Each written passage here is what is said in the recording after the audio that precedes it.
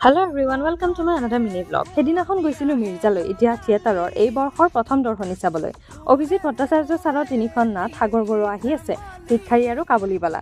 সেইদিনাখন আছিল সাগৰ বৰুৱা আহি আছে নাটখনৰ প্ৰথম দৰ্শনী। আৰু এটা ভাল লগা কথা কি জানে, ইতিহাস থিয়েটাৰৰ কাষ্টিঙত সাংবাদিক হিচাপে আমাৰ নামটো আছে। এগৰাকী সাংবাদিক হিচাপে এনে এখন থিয়েটাৰৰ সৈতে কোনোবা এটা প্ৰকাৰে জড়িত হ'ব পৰাটো মোৰ বাবে বিশেষ অনুভৱ।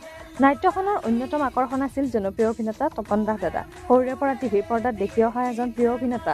ডাক চিনেমাখন আপোনালোক সকলোৰে হয়তো মনতে আছে। সেই চিনেমাখনৰ মনলৈ উভতি আহে লৰালি গীতটোৰ জৰিয়তে তেওঁৰ অভিনয়ৰ সৈতে পৰিচিত হৈছিলোঁ।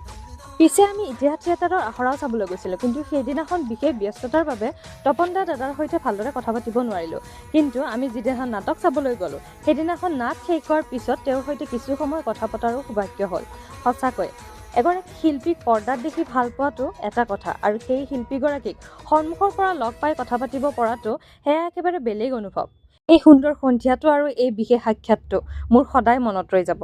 আমাৰ মৰমৰ জনপ্ৰিয় অভিনেতা তপন দাদাৰ সুস্বাস্থ্য, দীৰ্ঘায়ু আৰু আগন্তুক দিনবোৰত আৰু অধিক সুন্দৰ সৃষ্টিৰ কামনা কৰিলোঁ। কাৰণ শিল্পী জীয়াই থাকে তেওঁৰ অভিনয়ত আৰু মানুহৰ মনত। তেওঁ এনেদৰে আগবাঢ়ি যাওক। পিছে এয়া দেখিছেনে, তপন দাদাৰ সৈতে কি ধুনীয়াকৈ কথা পাতিলোঁ। আৰু তাৰ পিছতে আমি ইতিহাস থিয়েটাৰৰ স্বত্বাধিকাৰী আৰু অভিজিত ভট্টাচাৰ্য দেৱৰ লগত অলপ সময় কথা পাতিলোঁ, আৰু তেওঁলোকে ইয়াত যিহেতু খানাৰ আয়োজন কৰিছিল, আমি খানাও খালোঁ আৰু তাৰ পৰা গুচি আহিলোঁ। পিছে আজিৰ মিনি ব্লগটো ইমানতে শেষ কৰিলোঁ। Bye bye.